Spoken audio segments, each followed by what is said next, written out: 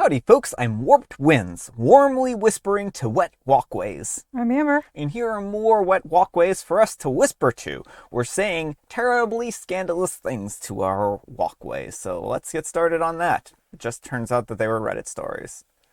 I mean, those could be pretty scandalous. Oh, and folks, we have a live stream later on today, so we hope to see you then, 6 o'clock p.m. Eastern Time, so check your time zone. Let's get started. Alright folks, and our first letter is titled, Am I a Jerk for Telling My Best Friend's Parents at his graduation dinner that he has been secretly homeless for the past year? I'm a 24-year-old and a male, and I've been friends with Evan, who is also a 24-year-old and male, since we were kids. We attended the schools and colleges and basically grew up like brothers. His parents expected him to be perfect. They want grades, a good image, and no problems. Evan always tried to meet their expectations. Well, a year ago, things started to fall apart for Evan. His internship ended when he lost his part-time job. He couldn't afford the apartment he shared with his roommates anymore. He didn't tell his parents because they have always told him to figure things out on his own. Instead, he started sleeping in his car or staying on friends' couches. Sometimes he stayed at my place, but it's small and I have 2 roommates, so it wasn't always possible. Well, the ridiculous part is that Evan seemed fine on the outside. He still went to classes, looked normal, and studied like everything was okay. I was amazed that he managed to graduate while basically being homeless. I kept telling him to tell his parents, and he refused. He said that they would think he had failed or was being irresponsible. Well, over the weekend, his parents organized a big graduation dinner at a nice restaurant. The whole family was there, with speeches and everything. His mom kept talking about how proud they were, and how he had handled everything responsibly this year. It made my stomach turn to hear that, while knowing that he had been sleeping in his car some nights. Well, during dinner, his dad gave a toast about how Evan had never needed help, and always had things under control. I looked at Evan, and he just stared at the table and looked exhausted. Well, when it was my turn to say something, I basically said how proud I was of him for not only graduating, but for surviving one of the hardest years I have ever seen someone go through. I mentioned that he had been secretly homeless most of the year and still managed to finish school. The table went completely silent. His parents looked shocked, immediately started asking some questions. Evan looked furious at me. Later, he pulled me aside and said that I had no right to tell them and that I humiliated him in front of everyone. I told him that they deserved to know what he had been going through and that maybe now they would actually help him. Now his parents are trying to get him to move home and are offering support, but Evan still isn't speaking to me. Part of me feels like I did the thing because someone needed to know how bad things were. I also know that it wasn't my story to tell, especially like that and in front of everyone. Am I the jerk? Alright folks, what do you think? Yes, OP, you absolutely are the jerk. I mean, at no point in time did you, if you were that concerned, why didn't you bring this up before his graduation dinner? To make a big speech in front of everyone, it just kind of leaves a very bad taste in my mouth. I understand being frustrated that Evan was struggling and, his parents weren't doing anything. But this was not your story to tell. This was not, and you basically made his entire graduation celebration about his struggles instead of about his accomplishments. Well, I mean, that's really what it boils down to, is this wasn't even about his accomplishments at that point in time. It was just about, basically, in Evan's eyes, how badly he failed, right? Even though, a lot of people can fall into these kinds of situations, and there's no shame in, being homeless. And I think that Evan and his parents have a lot of issues in that respect if they kind of view these as failures. But it certainly isn't something to be ashamed of. But pulling this out in front of people who would view this as a failure and in a time that's supposed to be a celebration, I feel like was kind of a low blow. And I think that OP is probably not going to be trusted with many secrets from here on out, Yeah, well, I think you bring up a really good point with the, and just kind of echoing what you're saying, Evan did not fail. Indeed, he succeeded in spite of all kinds of obstacles, but like you were saying, it's about the perception of failure in his family's eyes. Mm-hmm. And again, it wouldn't necessarily even have been OP's place to talk to his parents, period. But if he had done it like at some other time in the semester, I might have feel a little differently Yeah. that like he was looking out for his friend. But this, again, it just leaves a really bad taste in my mouth how OP handled it. Yeah, especially since it seems like OP knows the parents, so they could have easily reached out at any point in time and said, "Hey, by the way, I don't want Evan to know I told you this, but he's homeless right now. Maybe you can offer him a place to stay or something like that." And they could have offered it in a non-humiliating way and like, "Oh, hey, Evan, your mom and I were wondering if you could, come back home and help out around the house. We're having trouble," or something like that, And then that way, that could have spared his, ego or something like that. But I mean, it's a difficult situation. I feel bad for Evan here because I don't think that this was handled in a good way at all. It took away Evan's agency, and I think OP is forgetting that Evan is a capable adult, and even if he doesn't make the decisions that OP wants him to make, like, that's the other thing is, like, OP is acting like he knows better than Evan what's best for Evan. And so I think that's a problem, too. Yeah, exactly. But let me know what you folks think. So anyhow, take care and good luck. But folks, let's see what the Wheel of Judgment has to say. Wheel of Judgment, turn, turn, turn. Tell us the judgment that OP's earned. Centrifuge. I mean, the wheel is really on a centrifuge trip, but I'm not going to fight them too hard.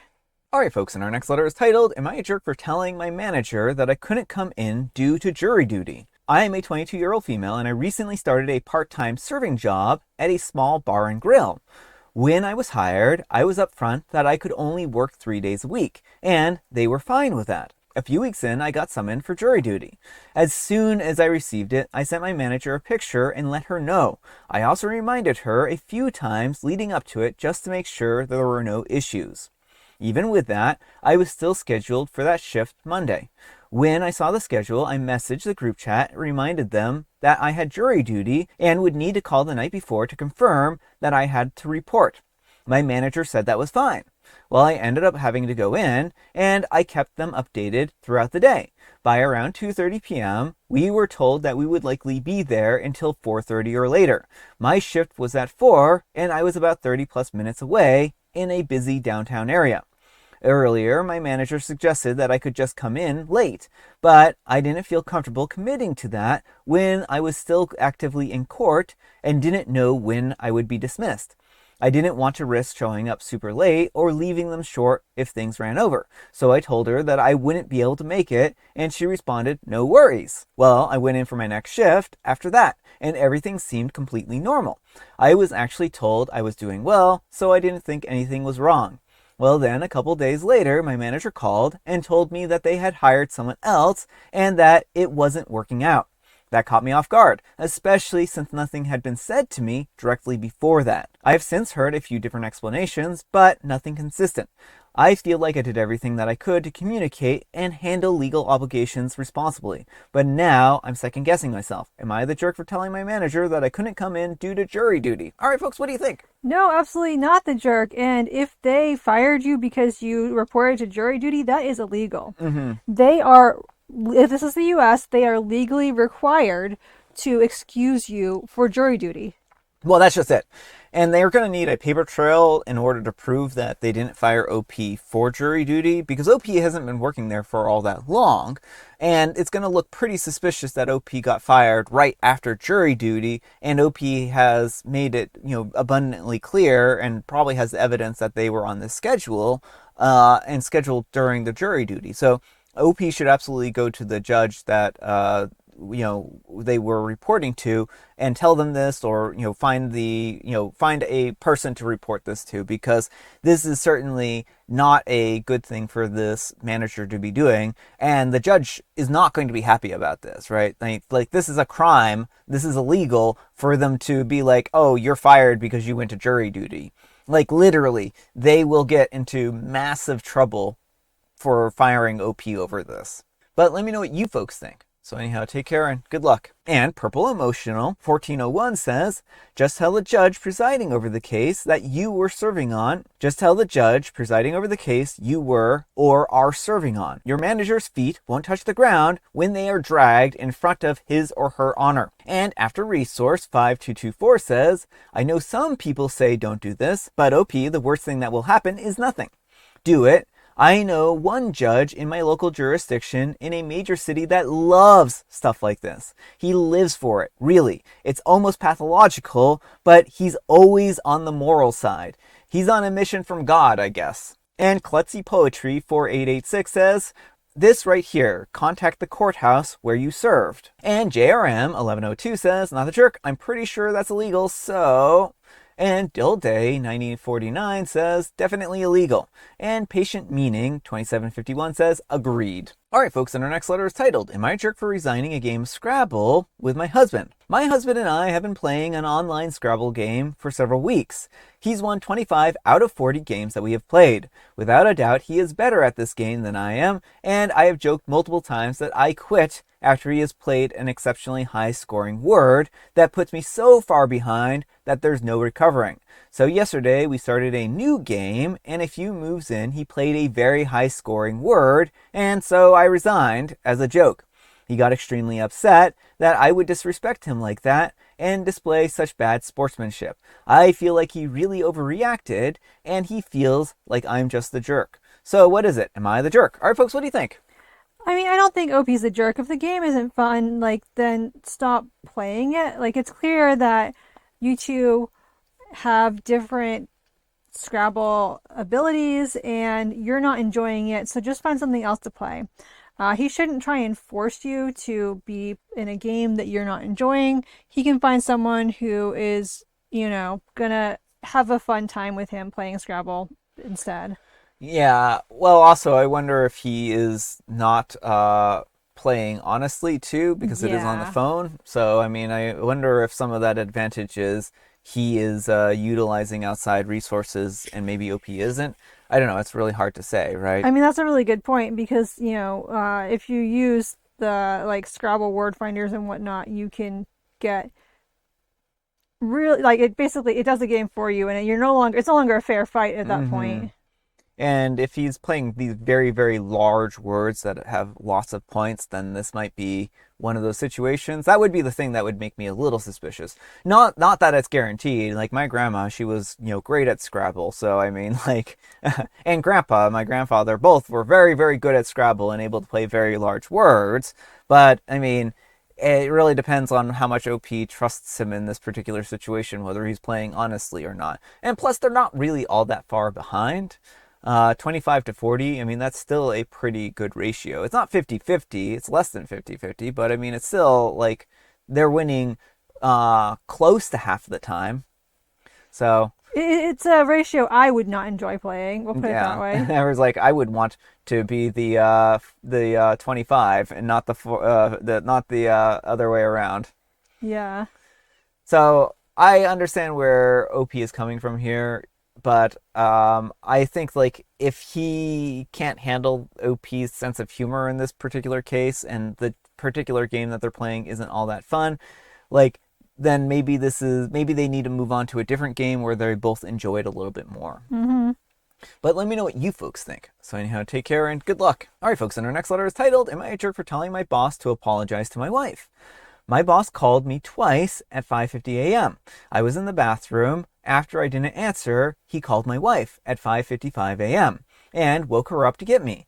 She later told me that she was super freaked out, thinking that something had happened to me. She had no idea in the moment if I was home or not. It was over a customer's machine that wasn't working that I was programming the day prior. I rushed in, and it was indeed working, albeit they suffered some downtime on the third shift. I called them out in an email and said that this was unacceptable behavior and demand an apology to my wife. Am I the jerk? To me, it's common sense to wait until 7 a.m. or 8 a.m. unless it's literally a matter of life and death. All right, folks, what do you think? No, not the jerk. The way the boss reacted was completely inappropriate. I think that OP's wife is not an employee, it sounds like. It sounds like he just called OP's emergency contact at 5 something in the morning. Like, of course the wife is going to be afraid and freaking out. Yeah. Yeah, I mean, those emergency contacts aren't meant for you to call over some kind of like work emergency. They're meant for to be called in case like something happens to the person who is working, right? So calling the wife was actually completely irresponsible, and OP probably has a good HR complaint that they could bring up. Like, this is actually probably a huge violation of privacy, and I would say that OP has every right to be upset at the boss here for using emergency contact information like this, because that isn't the way you do it, right? So this boss needs to never do this again, because this was completely inappropriate. But let me know what you folks think. So anyhow, take care and good luck. All right, folks, it is tea time. Grab your beverages of choice. I've got some tea right here, and Amber, she has a joke. Why did the bowling ball keep getting into trouble? Because they kept pinning everything, and those push pins, when you put them into walls or pin documents up, they create these little tiny pinholes, and those can create structural problems when you have covered your entire wall in them to the point that it starts crumbling. And the bowling ball had done exactly that, and then the bowling ball broke through the wall like the Kool-Aid Man, and then that's why. It had a bad role model. Yeah, clearly from the story that I'm telling, they did. And I have Earl Grey. All right, folks, that's all the time we have for today. Thank you so much for watching. Happy Fantastic Friday, folks. And you know what makes it fantastic? The fact that it's Friday. Amber, we need some kind of moral advice and or guidance, and please have it on sharing other people's secrets. So you can keep a secret if one of them is dead. That is very true. I think what Amber is saying is very dark about the first story. But thanks so much for watching, and we'll see you all tomorrow. Bye. Murder your best friend. I am not saying to murder anyone.